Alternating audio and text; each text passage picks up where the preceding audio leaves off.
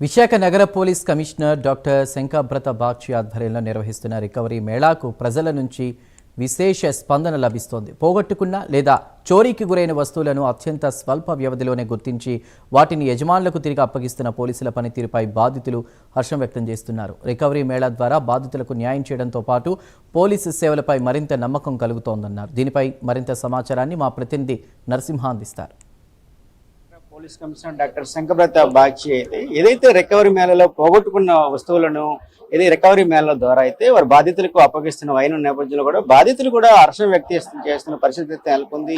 ప్రతి నెల నుంచి కూడా సుమారు 3 నెలలకు ఒకసారి ఏదైతే రికవరీ మేళ నిర్వహించి బాధితులకు అప్పగిస్తున్న వైన నేపథ్యంలో కూడా విశాఖలో నుండి వ్యాప్తంగా ఉన్నటువంటి బాధితులు కూడా హర్షాన్ని వ్యక్తం చేస్తున్న పరిస్థితి అయితే నెలకొంది. అదేవిధంగా ఏదైతే మనతో పాటు కొందరు బాధితులు అయితే ఉన్నారు. చూడండి, ఏదైతే మీరు ఎక్కడి నుంచి వచ్చారు, మీరు ఏం పోగొట్టుకున్నారు? మీరు గోల్డ్ పోయింది. ఎంత గోల్డ్ పోయింది, ఎప్పుడు పోయింది? ఈ రోజు ఏదైతే ఈ రికవరీ మేళకు వచ్చారు, ఇదే మీ రికవరీ ద్వారా సిపి గారు మీకు అందజేస్తున్నారు, ఏ విధంగా భావిస్తున్నారు? సంతోషంగానే ఉంది, కానీ ఇంకా ఫోన్ ఇంకా అమౌంట్ అది కూడా రాలేదు. ఇప్పుడు దొరికింది ఇవ్వడానికి పిలిచారు, వచ్చాము. ప్రధానంగా ఏదైతే రికవరీ మేళ ద్వారా ఏదైతే వస్తువులను పోగొట్టుకుని రికవరీ మేళ ద్వారా పోలీస్ కమిషనర్ అయితే మీకు అందజేసేందుకు కూడా వచ్చారు. మీరు ఏ విధంగా భావిస్తారు? నేనైతే చాలా హ్యాపీగా ఉన్నానండి. ఎందుకంటే నా ఫోన్ పోయి దాదాపు 2 years అవుతుంది. నేను చాట్ బాట్లో అప్లై చేశాను. నేను 1 year బ్యాక్ వెళ్ళి సిఎస్ఎస్ టీమ్ కన్ఫర్మ్ చేసుకున్నాను.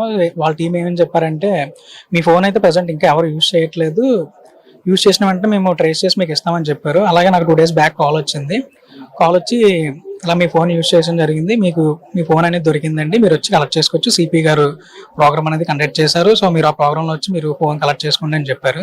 దీనికి థ్యాంక్స్ ఫర్ సిపి గారు. దీనివల్ల ఈ ప్రోగ్రామ్ పెట్టడం వల్ల మా ఫోన్ పోయింది. అసలు ఓపెన్ ఫోన్ దొరకడం వల్ల చాలా హ్యాపీగా ఫీల్ అవుతున్నాను. మీరు ఏ ప్రాంతం నుంచి వచ్చారు? ఇదివరకు ఏమైనా పోగొట్టుకున్నారా రికవరీ మేళ ద్వారా?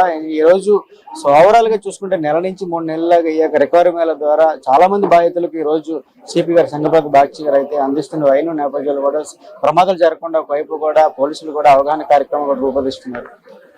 నేనైతే మధురవాడ నుంచి వచ్చానండి. ఇదే ఫస్ట్ టైం నేను పోగొట్టుకోవడం రికవరీ మేళకి. ఇదే ఫస్ట్ టైం. ప్రధాని మీరు ఎక్కడి నుంచి వచ్చారో, మీరు ఏం పోగొట్టుకున్నారు ఈ రోజు సిపి గారి ద్వారా? పోయిందని నాది మొబైల్ పోయి జస్ట్ 8 months అవుతుంది. అది ఎయిర్పోర్ట్ పోలీస్ స్టేషన్ లో కంప్లైంట్ పెట్టాను.